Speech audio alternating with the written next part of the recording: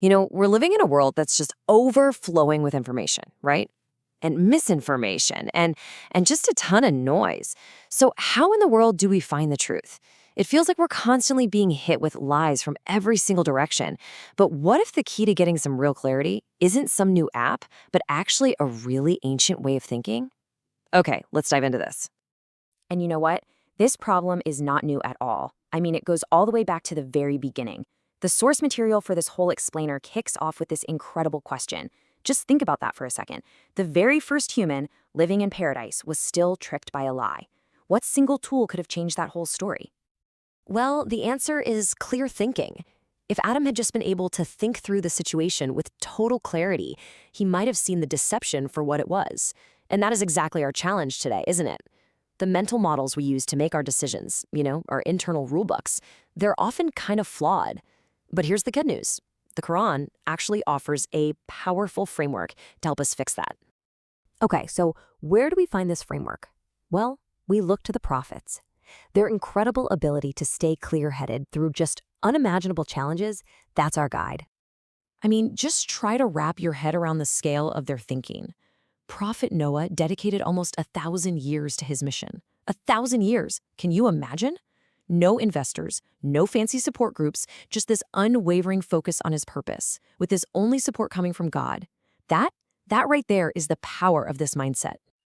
So, how do we actually apply this? Well, this incredible prophetic mindset can be broken down into a practical 7-level framework. Think of it as your map to clearer thinking. All right, here they are, the 7 levels we're going to walk through together. We're starting with reliance on God and going all the way up to an eternal perspective. Each level really builds on the last one, creating this amazing comprehensive tool for how you think and how you act. So, level 1. This is the foundation, right? It's all about God's centric reliance. The mental model is super simple. God is in charge of everything. So before you do anything at all, you turn to him first. A great modern example of this is before you even think about booking an Uber, you say, Bismillah, in the name of God. You're acknowledging you need his help for a safe and easy ride. Simple as that. Now for level 2, intellectual courage. And wow, this quote from Prophet Abraham just says it all, doesn't it? He directly challenged the core beliefs of his entire society with one simple, totally logical question. He wasn't afraid to question the status quo, even when it was dangerous. And this kind of courage, it's for us, right here, right now. It means having the guts to ask why about stuff that everyone else just kind of accepts. For instance, think about the whole modern trend of obligatory hugging. Why are we doing this? Is it a genuine connection, or is it just some empty ritual we've all adopted without even thinking about it? Intellectual courage demands that we find out. Building right on that courage is level 3, which is using rational first principles. The idea here is that every action should have a clear, logical reason behind it, especially when it comes to faith. We don't just follow traditions blindly. Why do we fast? The Quran gives us a clear reason: to increase our God consciousness. The hunger you feel is a physical reminder of a much deeper spiritual goal. There's a solid rationale there. Now check this out. Here's where this principle gets super relevant to our daily digital lives. When someone passes away, you see it, right? WhatsApp groups just fill up with "Inna lillahi wa inna ilayhi raji'un." But why? That phrase is actually meant to comfort ourselves when we're hit with a loss. So is just broadcasting it to a group the most rational way to apply that principle? See? This framework pushes us to think a little deeper. Okay, so we've got these first few principles down. Now it's time to see how they actually work in the real world. Let's put this framework to the test. All right, let's talk about the evil eye. This is a concept that causes a lot of confusion and, honestly, a lot of anxiety for people. But instead of getting lost in folklore and what-ifs, let's just apply the first few levels of prophetic thinking and see what happens.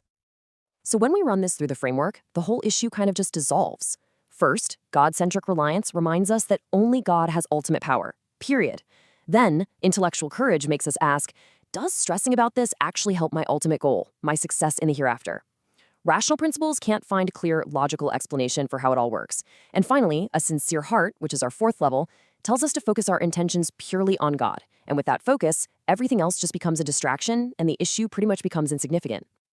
Moving on to level 5, we find this powerful lesson in humility. consultative obedience. Think about this. Even when Prophet Abraham received a direct command from God to sacrifice his son, what did he do? He consulted his son. That just shows you that the goal is to find the truth, not just to be right. And that means we need to seek out other perspectives to get past our own biases. Okay, so how does this play out in a, let's say, less dramatic, everyday situation? Here is a perfect, totally relatable example. Your mother-in-law gives you some of her famous homemade pickles, but you notice one of the jars has some fungus. You're devastated. What's the right move?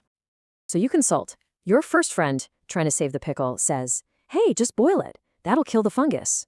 Okay, sounds plausible. But then you ask another friend, and they warn you that even if the fungus is dead, its toxins might still be in there. Two very different perspectives on the same problem. And the verdict is clear. By seeking out a couple of different opinions, you avoided a potential health risk. Your own bias might have been, I have to save this pickle, but consultation protected you. That's the power of level 5 in action. The final 2 levels, this is where we zoom all the way out.